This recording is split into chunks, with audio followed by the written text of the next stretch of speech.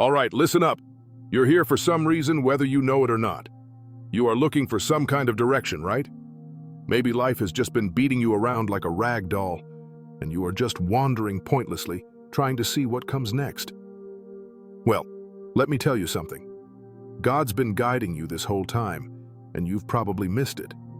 Yep, I said it. It's like having a divine GPS driving, yet you continue to ignore the turns because you can't stop looking at the billboards. The signal has always been there. You're just so caught up in the noise. You haven't been paying attention to the subtle directions He has been giving you. These psalms, they're not just sweet words for Sunday morning. They are divine roadmaps. They're the GPS coordinates to where you're meant to be in life. You ever get that feeling? That little voice inside of your head that's telling you to go left and the whole world says, go right? Yeah, that's God's hand nudging you, pointing you towards your purpose. The problem is we don't pay attention to details. We miss the signs. Why? Because we're too busy scrolling, swiping, numbing ourselves with Netflix, worried about stuff that doesn't even matter. We're so tuned into everything else that we're out of range from God's frequency. And let me tell you something. That one's on you.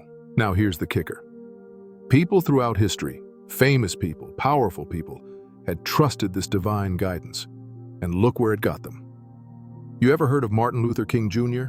He once said, "Faith is taking the first step even when you don't see the whole staircase." He wasn't talking only about activism. He was talking about life. That guy was led by some kind of divine purpose, and he didn't wait to get the whole plan laid out. He took the step when God said, "Move." And guess what? The staircase built itself. Same thing with Mother Teresa, another one who did not see the full picture, but trusted God's GPS. She said, "I am a little pencil in the hand of a writing God." A pencil, people. That is all we are if we let God guide us. And look at what she built just from listening to that divine direction. You think you can't get out of your rut? You think you don't have a purpose? Well, God's been screaming it at you through these psalms, but you gotta pay attention. Now, here's what I need from you. We're gonna run an experiment. This isn't just about you. I want you to write a comment right now with your intentions for 3 of the most important people in your life. Now, choose 3. Yes, I said 3. People who matter most in your life. Write in a separate comment for each why. Why? Because we're trying something potent here. By writing it down, by putting your intentions out there in the world, you invite God's guidance in too. You think this is about you? This is about the people you love, man. In which case, you'll be amplifying the signal by making sure the divine GPS is leading not only you, but them too. You know, it's like a ripple effect. Now watch it work. And before you go running off to the next video, make sure you hit that subscribe button and ring the bell. You won't want to miss the next part of this journey. Trust me.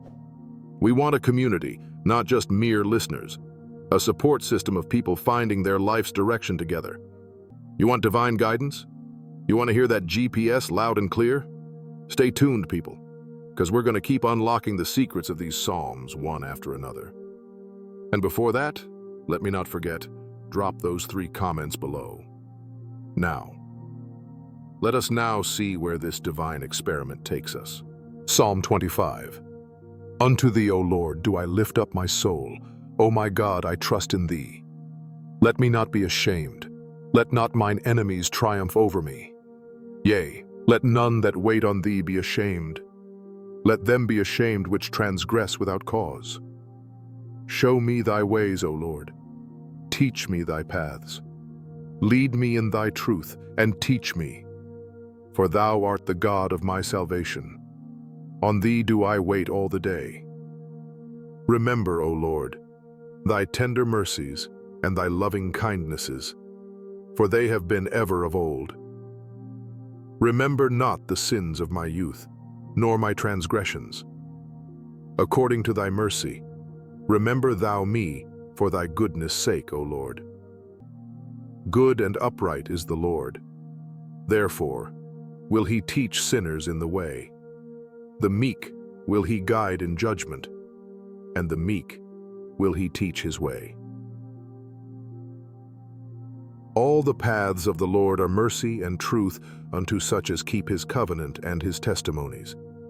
For thy name's sake, O Lord, pardon mine iniquity, for it is great. What man is he that feareth the Lord? Him shall he teach in the way that he shall choose. His soul shall dwell at ease, and his seed shall inherit the earth. The secret of the Lord is with them that fear him, and he will show them his covenant. Mine eyes are ever toward the Lord, for he shall pluck my feet out of the net. Turn thee unto me, and have mercy upon me, for I am desolate and afflicted. The troubles of my heart are enlarged. O bring thou me out of my distresses. Look upon mine affliction and my pain, and forgive all my sins. Consider mine enemies, for they are many, and they hate me with cruel hatred. O keep my soul and deliver me. Let me not be ashamed, for I put my trust in thee. Let integrity and uprightness preserve me, for I wait on thee. Redeem Israel, O God, out of all his troubles. All right, buckle up because we're about to get deep today. We're going into divine direction, and if you think that means some kind of fluffy, feel-good, everything happens for a reason nonsense, think again. No, no, no. This is serious. We are talking about the real deal, the kind of guidance that shakes you to your core, the kind that keeps you from wrecking your life. Where better to get into it than in Psalm 25? Oh yeah, this isn't the Sunday school version of how God is my guide in any way. This is straight-up truth from how God navigates your life in case you are willing to pay attention. Now let's be real here. Most of us are wandering through life as though we have absolutely no idea where we are going. We're like a sailor out in the middle of an ocean without a compass, a map, or even a radio. Just out there, floating, hoping maybe, just maybe, we're going to hit dry land or, at least even a nice little island with a coconut tree and a hammock. But the reality is, we are lost. And here's the kicker. It's not because God's hiding. No, God is right there trying to guide you, trying to show you where you need to go. Problem is, you're not listening. Just look at Psalm 25, 4-5.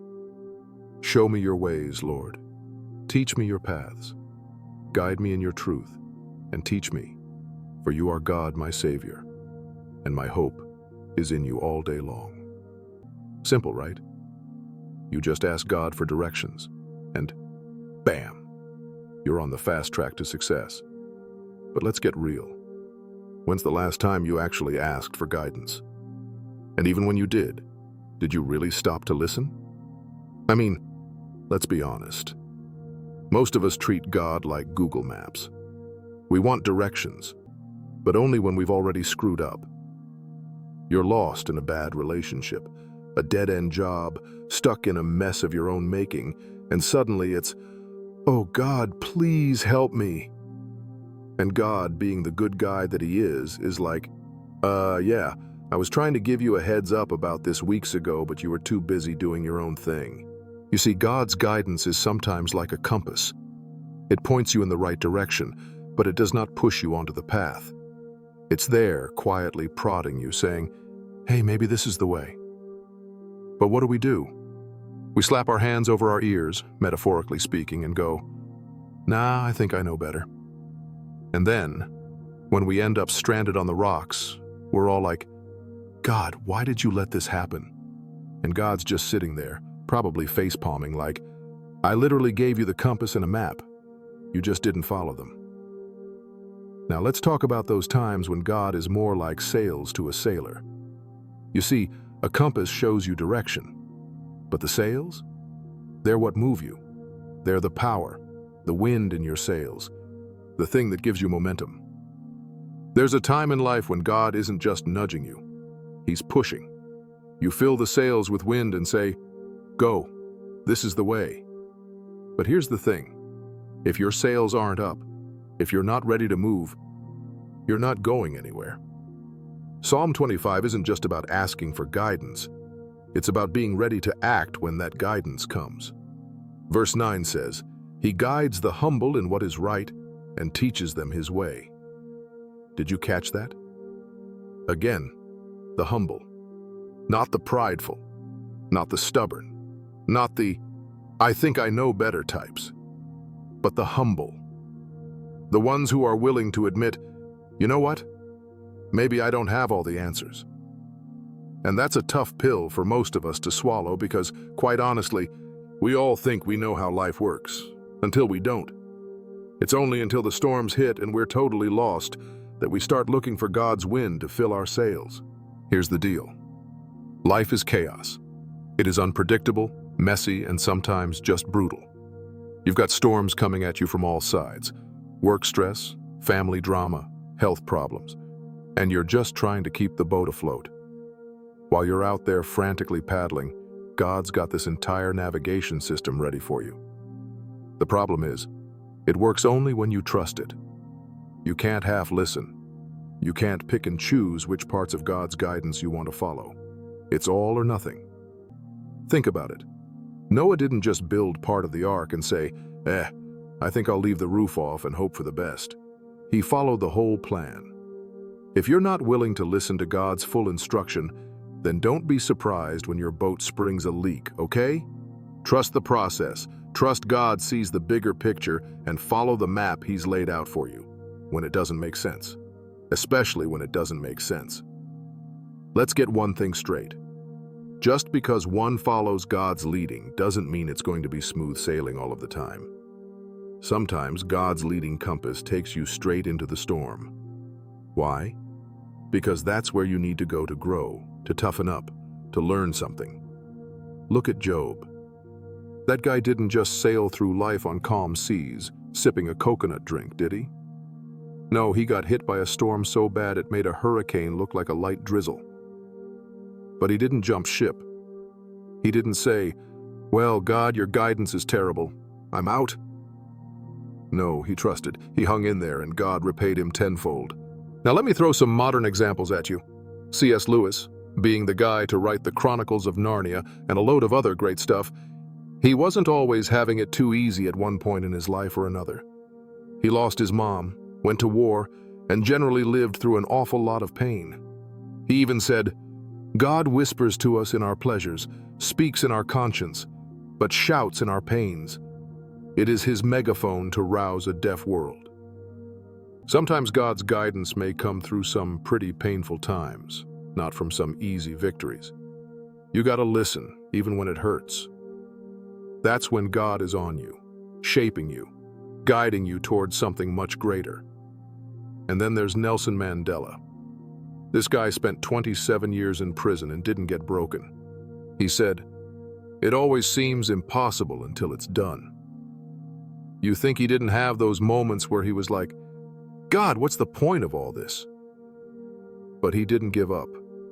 He trusted his suffering had a purpose, that God's compass was leading somewhere, even if it took nearly 3 decades to get there. Here's the brutal truth. God doesn't always show you the whole map. He doesn't give every step in perfect detail, with a little bow on top. No. Sometimes he just gives the next step, the next direction, and you've got to trust that when you take that step, he'll show you the next one. It's like driving at night with your headlights on. You can only see a few feet in front of you, but you keep moving forward because you trust that the road continues even if you can't see it. Look at Abraham. God told him to pack up everything and go, but he didn't even tell him where he was going. Just, "Go to the land I will show you." That's it. And Abraham, being the faithful guy he was, did it. He didn't ask a lot of questions, and he didn't demand to see some sort of itinerary. He just went. That's that kind of trust we're talking about here. Now you're probably thinking, "Okay, great. I get it. God's got the map, but how do I know I'm following it?"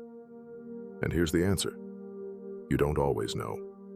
That's why it's called faith. Psalm 25:14 says, "The Lord confides in those who fear him. He makes his covenant known to them." Or, when you're tight with God, when you are tuned into hearing him, he will make his way known to you. But man, you gotta be on the same frequency. You can't just be out there running around having your spiritual radio set on static and then wonder why you can't hear anything. Just shut up, listen, and he'll show you. What's the bottom line? God is both your compass and your sail. He shows you where to go and gives you the ability to move in that direction. But you gotta be willing. You gotta humble yourself and say, maybe, just maybe, I don't have all the answers. You have to be ready to move when he says go, and you have to trust the process, even when the way up ahead appears like a foggy mess. Psalm 86. Bow down thine ear, O Lord, hear me, for I am poor and needy. Preserve my soul, for I am holy. O thou my God, save thy servant that trusteth in thee. Be merciful unto me, O Lord, for I cry unto thee daily. Rejoice the soul of thy servant, for unto thee, O Lord, do I lift up my soul. For thou, Lord, art good and ready to forgive, and plenteous in mercy unto all them that call upon thee. Give ear, O Lord, unto my prayer, and attend to the voice of my supplications. In the day of my trouble I will call upon thee, for thou wilt answer me. Among the gods there is none like unto thee, O Lord. Neither are there any works like unto thy works. All nations whom thou hast made shall come and worship before thee, O Lord, and shall glorify thy name. For thou art great, and doest wondrous things. Thou art God alone. Teach me thy way, O Lord. I will walk in thy truth. Unite my heart to fear thy name. I will praise thee, O Lord my God, with all my heart, and I will glorify thy name forevermore. For great is thy mercy toward me, and thou hast delivered my soul from the lowest hell. O God, the proud are risen against me, and the assemblies of violent men have sought after my soul, and have not set thee before them.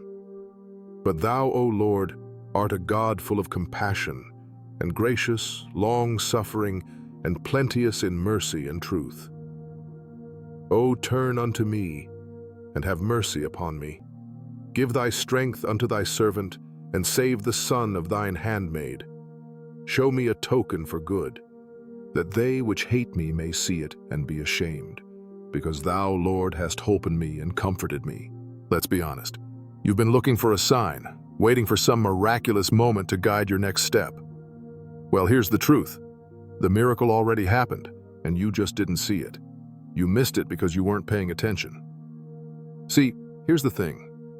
God does guide us, all the time. In fact, he's like a giant neon signpost right at those crossroads, pointing you in the right direction, shouting, "This way!" But you're too busy staring at your phone, or worrying about what your friends think, or obsessing over all the things that might go wrong. You don't even notice the giant divine billboard right in front of you. It's like driving past a massive "Exit Here" sign on the highway and thinking, "Nah, I'll just keep going. I'll figure it out later." Yeah, later, when you're halfway to nowhere, wondering why everything's falling apart. Let's break this down. Psalm 86 is your manual on how to stop missing those divine signposts. Verse 11 says, "Teach me your way, Lord, that I may rely on your faithfulness. Give me an undivided heart, that I may fear your name." This is David, a guy who knew a thing or two about crossroads, basically admitting that he doesn't have all the answers. He's saying, "God, show me the way because I have no clue where I'm going without you." And this is where it gets real. God does show us the way, every single time. But you've got to ask, and you've got to be willing to see it. Here's the problem, though. We don't want to see it. Oh, sure, we say we do. We pray for direction, we beg for signs, we cry out, "God, please just show me the way." But the moment he does, what do? We hesitate. We second guess it. We're like, "Well, I don't know if that's really God telling me to go this way. Maybe it's just a coincidence. Maybe I'll wait for a clearer sign, a bigger one, a burning bush or something." And meanwhile, life is happening. Choices are being made, whether by you or by default, and you're still stuck at the crossroads, wondering why God isn't showing up. Here's the cold truth. God isn't subtle. He's not playing some cosmic game of hide and seek with your life. The signs are there, the direction is there, but you've got to decide to follow it. And that's where most of us choke. We don't like to admit it, but sometimes we don't want to take God's path because it's hard. It's not the easy, comfortable route. It might involve sacrifice, discomfort, change. So what do? We pretend we didn't see the sign at all. We're like, "What sign? God, I'm still waiting for you to tell me what to do." Yeah, sure, like, he hasn't been screaming at you through every conversation, every gut feeling, every random Bible verse that pops up in your feed. It's like walking into a room where the light switch is clearly marked, and instead of flipping it on, you stand there in the dark, feeling around, bumping into things, and wondering why you can't see. The light switch is right there. Psalm 86, 6-7 says, "Hear my prayer, Lord. Listen to my cry for mercy. When I am in distress, I call to you, because you answer me." You catch that? You answer me. Not maybe, not sometimes, always. God's guidance isn't some mystery you have to decode. It's right there, bright as day. You just have to stop ignoring it. Now let's talk about those crossroads. We all have them. Big decisions, small decisions, life-changing moments where one path leads you somewhere new and the other keeps you stuck. But here's the kicker. God isn't going to force you to take his path. That's not how this works. He's not some divine dictator dragging you down the right road while you're kicking and screaming. No, he's the signpost, clear as day, pointing in the right direction. But it's your choice whether to follow or not. It's like Robert Frost said in his famous poem, "Two roads diverged in a wood, and I took the one less traveled by, and that has made all the difference." But here's the thing Frost didn't mention. Sometimes that less traveled road, yeah, that's the one God's been pointing to all along, and we just didn't want to take it because it looked a little rough. Let's get real for a second. We all know people who've ignored the signposts. Maybe it's even been us at some point. You knew exactly what God was telling you to do, but you didn't want to do it. You wanted the easier way, the faster fix, the path that felt more comfortable in the moment. And how did that work out? Probably not great. You end up wandering in circles, frustrated, tired, and more lost than ever. And here's the brutal truth. It wasn't because God wasn't guiding you. It's because you didn't follow. Think about it. You wouldn't stand at a literal crossroads, stare at a big neon sign saying, "Go this way," and then walk the other direction, right? But we do that all the time in life. We ask for guidance, but when it shows up, we ignore it because it's not the answer we wanted. It's not convenient. It's not comfortable. But you know what?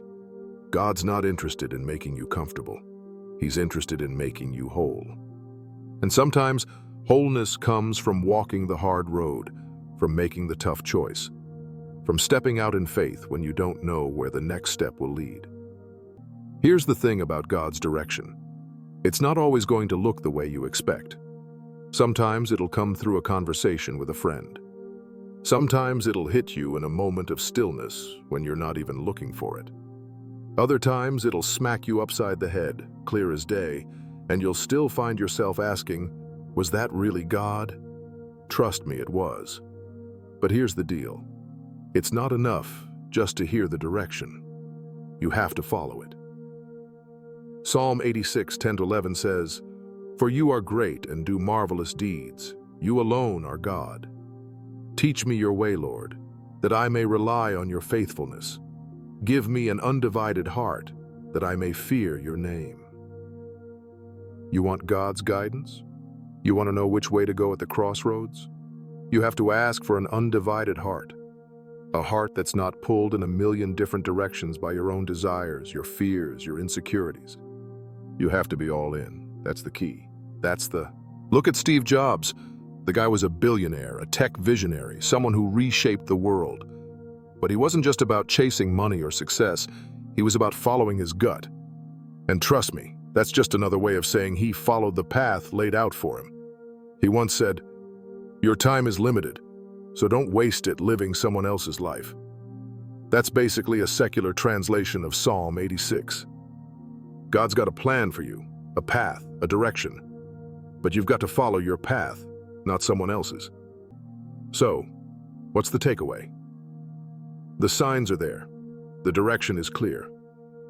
God isn't some abstract, far-off figure who only shows up when you're desperate. He's right there, at every crossroads, every decision, pointing the way. The question is, are you going to follow? Or are you going to keep wandering, hoping for an easier route, a more comfortable path? Because newsflash, that comfortable path, it doesn't lead anywhere good. God's path? It might be harder. It might require more faith, more guts, but it's the one that leads to purpose, to fulfillment, to everything you've been searching for. So stop pretending you don't see the signs. Stop waiting for a burning bush moment when God's been showing you the way all along. Follow the path He's laid out, trust the signposts, and watch how your life changes. Because here's the truth, God's direction. It's not just the right path, it's the only path that matters. Psalm 32, "Blessed is he whose transgression is forgiven, whose sin is covered. Blessed is the man unto whom the Lord imputeth not iniquity, and in whose spirit there is no guile." When I kept silence, my bones waxed old through my roaring all the day long. For day and night thy hand was heavy upon me. My moisture is turned into the drought of summer. Selah. I acknowledge my sin unto thee, and mine iniquity have I not hid. I said, I will confess my transgressions unto the Lord, and thou forgavest the iniquity of my sin. Selah. For this shall every one that is godly pray unto thee in a time when thou mayest be found. Surely in the floods of great waters they shall not come nigh unto him. Thou art my hiding place. Thou shalt preserve me from trouble. Thou shalt compass me about with songs of deliverance. Selah. I will instruct thee and teach thee in the way which thou shalt go. I will guide thee with mine eye. Be ye not as the horse or as the mule, which have no understanding, whose mouth must be held in with bit and bridle, lest they come near unto thee. Many sorrows shall be to the wicked, but he that trusteth in the Lord, mercy shall compass him about. Be glad in the Lord, and rejoice, ye righteous, and shout for joy, all ye that are upright in heart. Now let's talk about Psalm 32. It's not about vague hopes and prayers. It's about real, concrete guidance from God. He's not leaving you guessing. He has a plan. He has a direction. But you keep missing it. Why? Because you're not paying attention. You're stuck in a loop of indecision, caught up in your own chaos, and wondering why nothing changes. Here's the truth. God is always showing us the way. But the problem isn't Him. It's us. Psalm 32:9 says, "Do not be like the horse or the mule, which have no understanding but must be controlled by bit and bridle, or they will not come to you." Basically, stop being stubborn.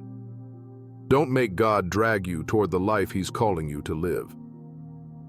Most of us, though, we're stubborn. We ask God for direction, and when He gives it, we second-guess it. Oh, I'm not sure that's the right path, God. Got anything else? We hesitate because the path isn't what we wanted, or it doesn't feel easy. But here's a spoiler. God knows better than you do. Psalm 32:8 says, "I will instruct you and teach you in the way you should go. I will counsel you with my loving eye on you." God's not leaving you in the dark. He's offering to teach and guide you, but you have to be willing to listen. You can't keep ignoring the signs and then wonder why your life feels like a mess. Here's a hard truth. God isn't going to force you to follow His plan. He gives you free will. He points the way, but you've got to get moving. Some of you are just sitting around waiting for a magical revelation while God's been giving you every hint possible, and you're like, maybe later. But life's not going to wait for you. It's time to pay attention. If you keep waiting for everything to be perfectly lined up, you'll be waiting forever. Sometimes you've just got to trust God and take the leap. That's what faith is. Trusting even when you can't see the whole picture. And guess what? Psalm 32:7 reminds us, "You are my hiding place. You will protect me from trouble and surround me with songs of deliverance." God's got you covered.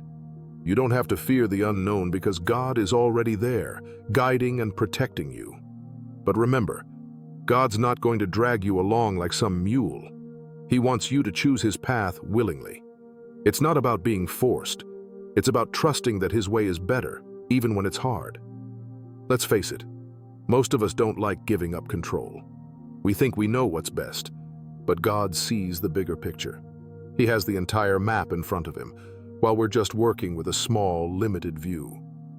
Imagine you're on a road trip, and you see a sign that says, "Detour ahead, bridge out." Most people would take the detour, right? But you? You keep going, thinking you know better, and then you find yourself stuck at a collapsed bridge. Sound familiar? That's what happens when we ignore God's guidance. He's out there, putting up signs, and we're blowing past them, thinking we know best. Psalm 32 is God saying, "I'm here to guide you, to teach you, but you have to be willing to listen." And let's be clear, following God's path isn't always easy, but it's worth it. Psalm 32:10 says, "Many are the woes of the wicked, but the Lord's unfailing love surrounds the one who trusts in Him." That's a promise. God's love, protection, and guidance are all there, if you trust Him. The bottom line is this: God isn't about making your life easy. He's about making it meaningful. He's calling you to something greater, but you've got to be willing to follow. Stop resisting, stop waiting for things to be perfect, and start trusting. The signs are there. God's been showing you the way all along. You just have to follow. You've come this far, and if you've really been paying attention, you probably already know what your next step is. These Psalms we've been diving into, they're not just ancient words on a page. They're your personal blueprint for life, a divine GPS guiding you forward. And here's the truth. If you're paying attention to the signs, you'll find your path. Like it or not, God's already pointing the way. And how will you know if it's the right one? Because when it's from Him, it's not just any road. It's one that stands out. It's bold, clear, and yeah, it might push you out of your comfort zone, but deep down, you'll recognize it's meant for you. Now I've got a challenge for you. Don't just close this video and move on. Let's do something that matters. Drop a comment below, but not just any comment. Write down the names of your loved ones, the people who mean the most to you. Then, leave an intention for them. Why? Because this isn't just about finding your path. It's about helping them find theirs too. Imagine what God can do in their lives when you put that intention out there. You want them to be guided just like you do, right? So claim that divine direction for them, just as you're claiming it for yourself. And before you go, make sure you hit that subscribe button and turn on notifications. Yes, it helps grow this channel, but more importantly, it ensures you don't miss out on future steps toward the clarity you've been searching for. Each video is another piece of the puzzle, helping you see the bigger picture. So here's the plan. Leave your intentions, subscribe, and stay connected.